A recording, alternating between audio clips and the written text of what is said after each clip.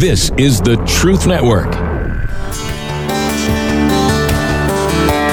The heart of every man craves a great adventure, but life doesn't usually feel that way. Jesus speaks of narrow gates and wide roads, but the masculine journey is filled with many twists and turns. So how do we keep from losing heart while trying to find the good way when life feels more like a losing battle than something worth dying for? Grab your gear and come on a quest with your band of brothers who will serve as the guides in what we call the masculine journey. The masculine journey starts here now. Welcome to the Masculine Journey. We are very glad to have you with us today, and we're in an uncompromising mood today. We are. Yeah, that'll make more sense maybe as we unpack this show. But we've been reading a book, and contrary to popular belief, we can read, all of us. Some of us faster than others, and sometimes they have to be bigger letters than others. You know? I do audiobook. You can do audiobook. You know, sometimes it has to be bigger, larger print for some of us. But yeah, it's we've been reading a book called "Didn't See It Coming." Mm-hmm. And so this is a couple of the chapters we're talking about today from that book because it had a big impact on us, as the author talked about it. And the author is Carey Nieuwhof. Nieuwhof, I said it right? Don't compromise. Yeah. Get it right. It's Carey Nieuwhof. And so it's an easy read, but he goes through, and the formula is kind of he'll bring up a problem in one chapter and then give you some resolution to that problem in the next chapter. And so we're kind of reading as a group and kind of talking through and helping us get to know each other's stories a little bit more so, which is good in a band of brothers. And so it's a great thing to do with a group of people. But this particular topic is on the topic of compromise. And so the question becomes, what's wrong with compromise? Now we got all these people sitting around the table and I got quiet. What's wrong with compromise, Jim? We have to define compromise. Most of the time, we look at it as a form of negotiation. You know, I want this, you want that, let's find a middle ground. But the problem with compromise is what we do internally more than externally. And for me, it's a matter of rationalization is my word. You know, I can do this, and it's not as bad as what I could do. So we'll slide down that slope a little bit. Yeah, I think that on compromise, there's an old adage that talks about, any good thing taken too far becomes a bad thing. Right? You can take, well, that's not necessarily always true, but there is a lot of truth in that. And a lot of things, holding accountability can be a good thing, but I could also come off as a very strict police officer that my kids never wanted to be around, which would be the opposite side of that equation. And so, yeah, a good thing taken too far can be not good, and that's the whole thing with compromise, which we're going to learn about today. Yeah, as a car salesman, I'll just call it right there in the minutia. It's a matter of compromise of integrity, right? And if you're compromising your integrity, in other words, if you're selling a car, becomes more important than telling the truth, then you've compromised the integrity. And, when you know that what you're selling isn't what the people are getting, there's compromise in that. And believe me, every car salesman that ever, stepped onto the lot is going to struggle there. And unfortunately, a lot of their managers are struggling much more than they are. And they're the ones teaching them, what it is they're going to do. And I've certainly fell into that trap myself. And so I get it. Absolutely, and that actually does set us up on a clip. I want to go ahead and play, and this is, again, it depends on your definition of compromise, and this is from the movie Braveheart. I know it's Robbie's least favorite clip from the movie, although he likes it. As Robert the Bruce compromising just doesn't sit well with me. No, it doesn't. I could see that. But, I want you to listen to Robert the Bruce talking to his father, and his father's words to him, and in his father's mind, what makes a man noble. And so when we listen to this, we'll come back and talk about the whole topic of compromise. Father?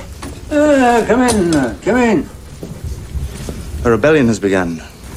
Under whom?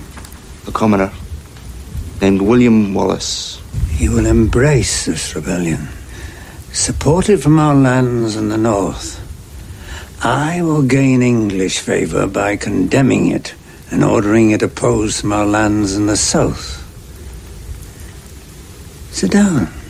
Stay a while. This Wallace. He doesn't even have a knighthood, but he fights with passion, and he inspires. And you wish to charge off and fight as he did, eh? So would I, eh? Well, maybe it's time. It is time to survive. You're the 17th Robert Bruce. The 16 before you passed you land and title because they didn't charge in. Call a meeting of the nobles. But they do nothing but talk. Rightly so. They're as rich in English titles and lands as they are in Scottish, just as we are. You admire this man, this William Wallace. Uncompromising men are easier to admire. He has courage, so does a dog. But it is exactly the ability to compromise that makes a man noble. And understand this. Edward Longshanks is the most ruthless king ever to sit on the throne of England.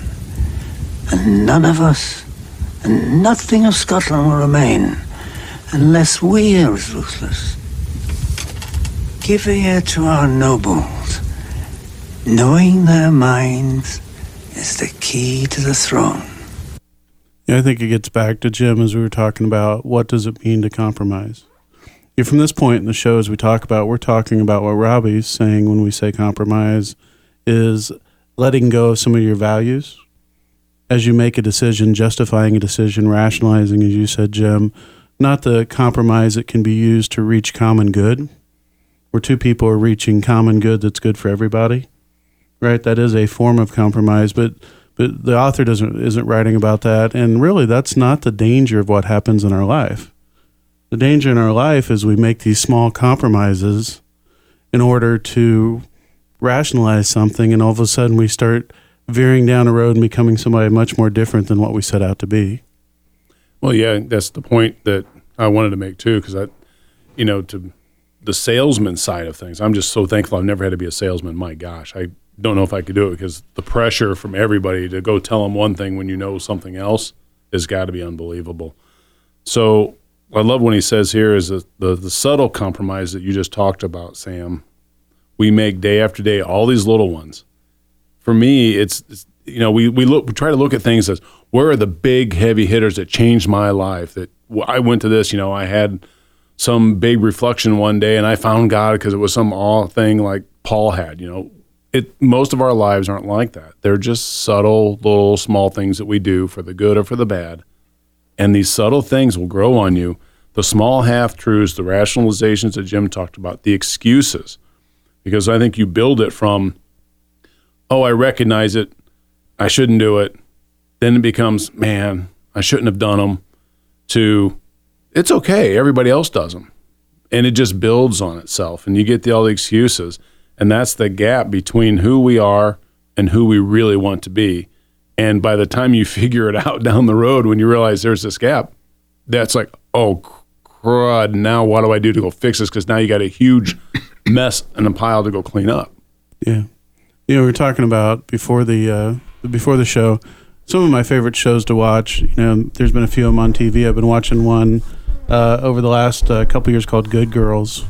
And it's about this group of ladies that rob a grocery store with all the quote-unquote right intentions. They're just going to make this one bad step, and it's all these other steps they take, just small little things they take, and all of a sudden they're completely different people down the road.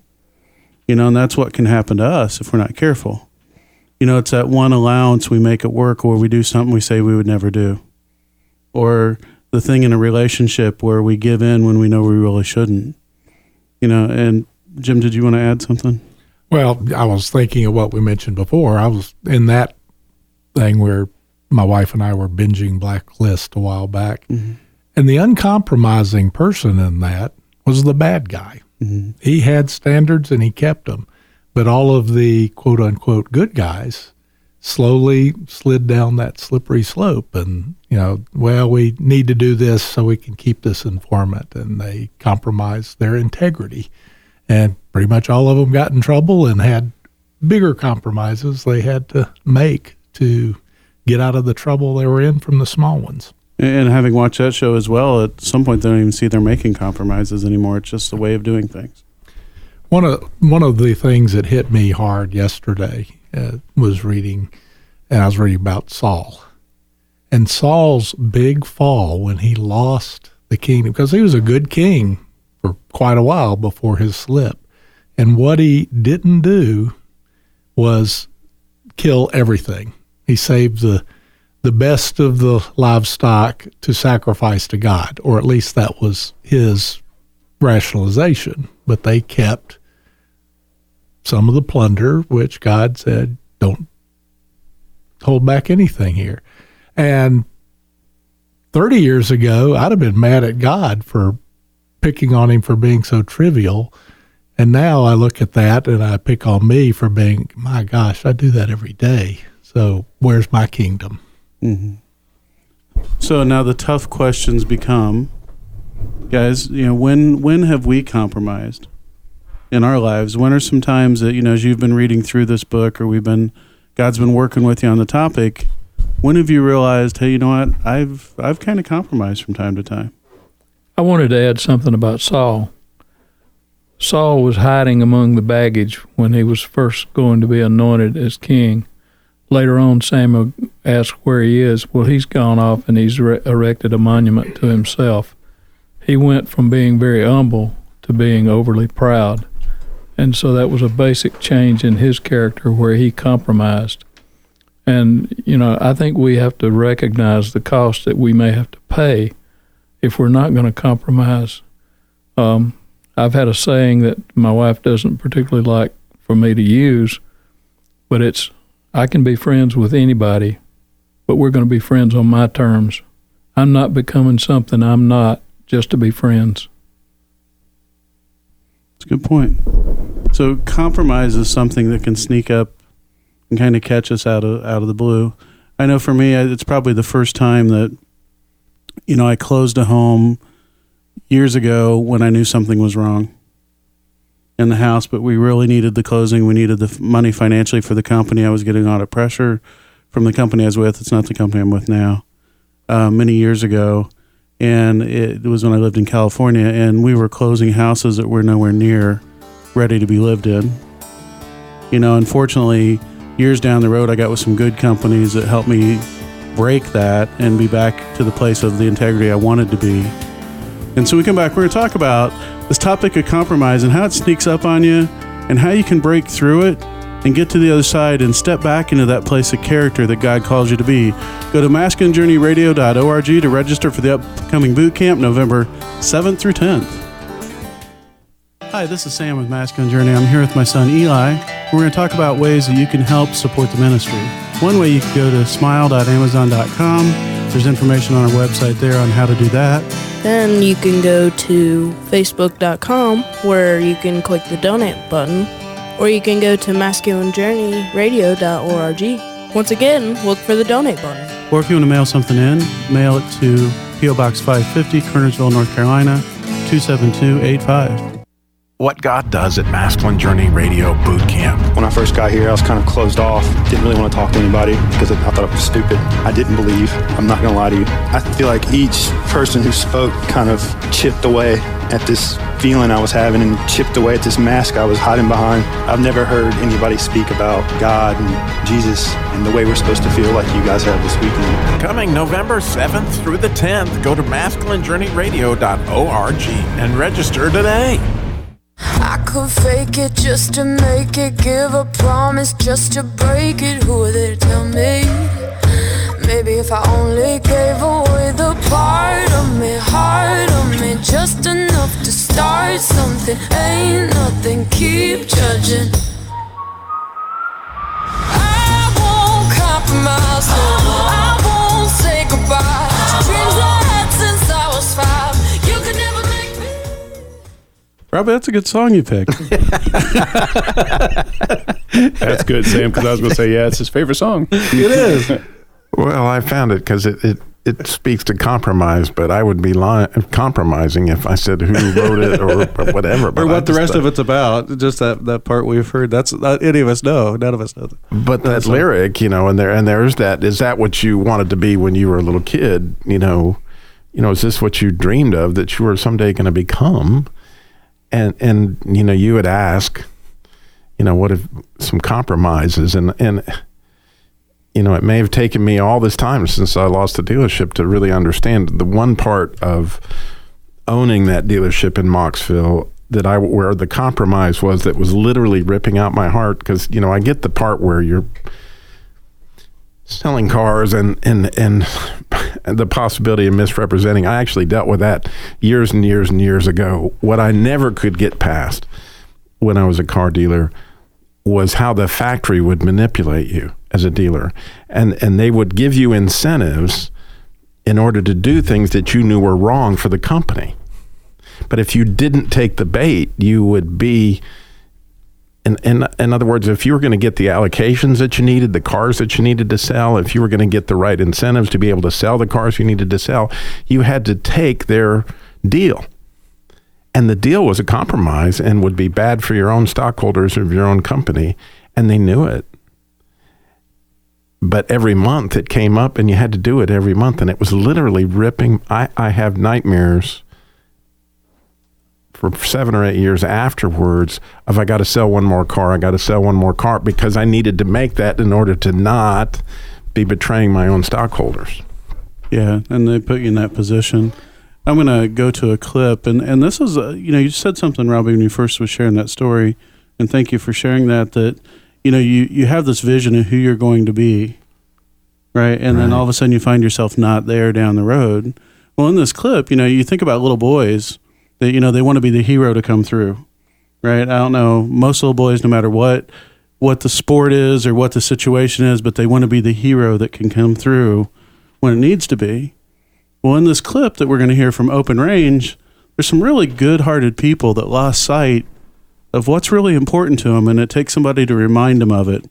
And in this scenario, there's been a bad guy that's come in, he's been running the town, and through series of compromises, people have just allowed him to get away with things, and some others kind of come in fresh, called free rangers, and they see life a little differently. And so let's pick up the clip as they're talking about this.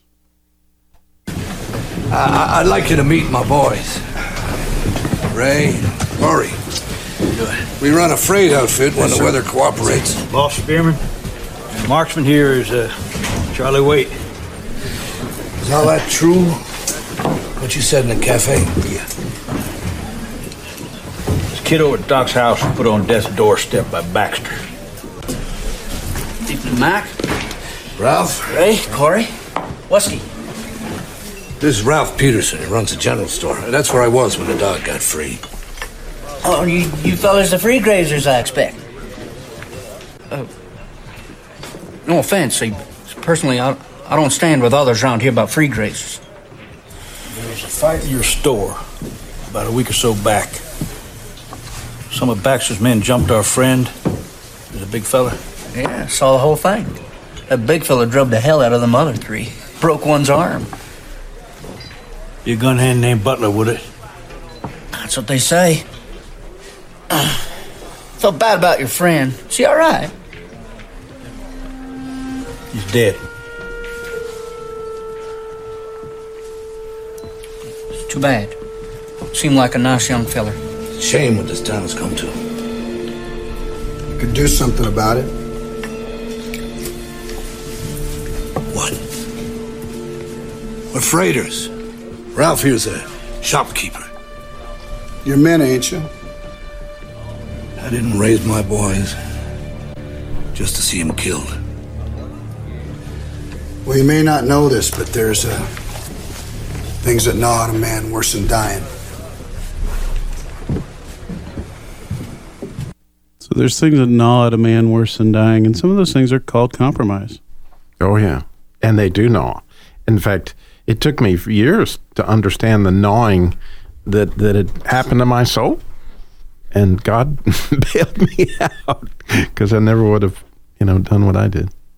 No, and I think that you see all these people, good people that you know that end up being in a totally different place, and you're surprised that what they've allowed themselves to get into. But most of them, it wasn't, as Rodney, you said, this one big decision, I'm going to jump in and all of a sudden be this completely different person. It's the slippery sliding slope of compromise, of just allowing those values to erode away. And that's really what I like about that clip from the standpoint of, you got Kevin Costner's character. It says, you're men, ain't you? Reminding the guys that, what, sometimes you got to look in the mirror and say, what am I really made of? What do I really want to be made of? God, what did you make me to be like? And how do I get back to that guy? How do I take those steps back? Yeah, and I like in the book where he like you guys pictured, hey, when you're little and you're young, and what do you picture yourself being? And you find yourself later in life, we talked about being separated from that. You're different.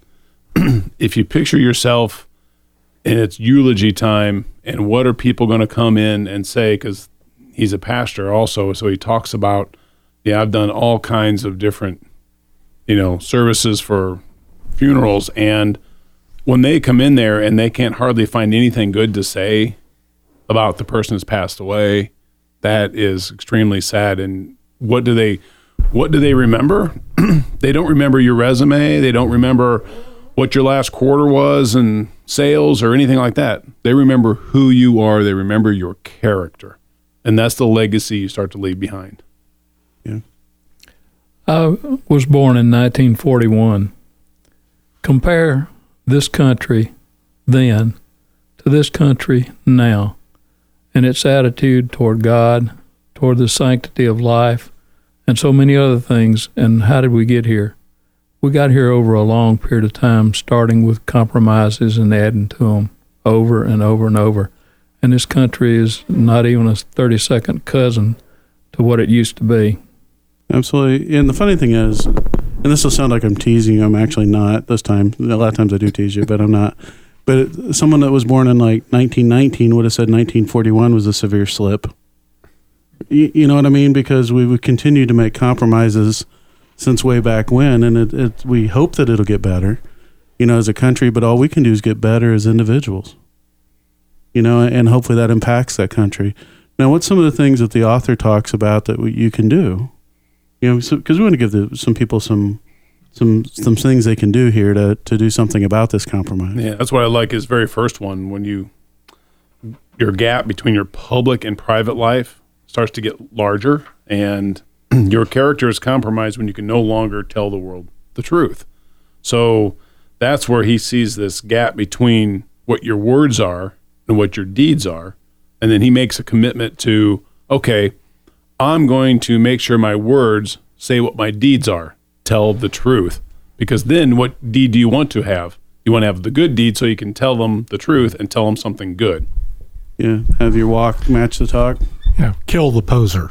Yeah, basically. Take it back in there. Yeah, get back to our terminology. The one thing that really impacted me the most, in fact, I've already taken this and stuck it on my wall to some extent, but it is practicing integrity, being intentional about spending time looking at yourself introspectively and challenging yourself to do better. And one of the wonderful things about getting older is the big mistakes are harder to make just because you don't have the energy to do it. But one of the things that in my life has been a problem is that matter of integrity, particularly regarding money.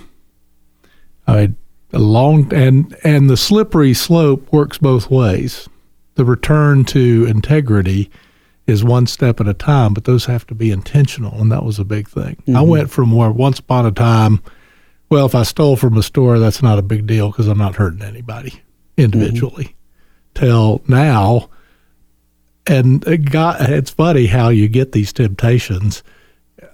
Moving up from being the thief, I went to the point of being, well, they didn't charge me for this, that's their fault. To now, I'll go back to a store to pay for something that they did give me that they didn't charge me for, and that seems to be happening more lately. And every time I'm looking at that and saying, okay, here's a challenge to my integrity. What am I going to do? And, therein lies an interesting place for me is, how do I really abide? How do I have such a walk with God that when those things come in during the day, the little ones, right, that I'm pausing and I'm saying, God, how do we see this?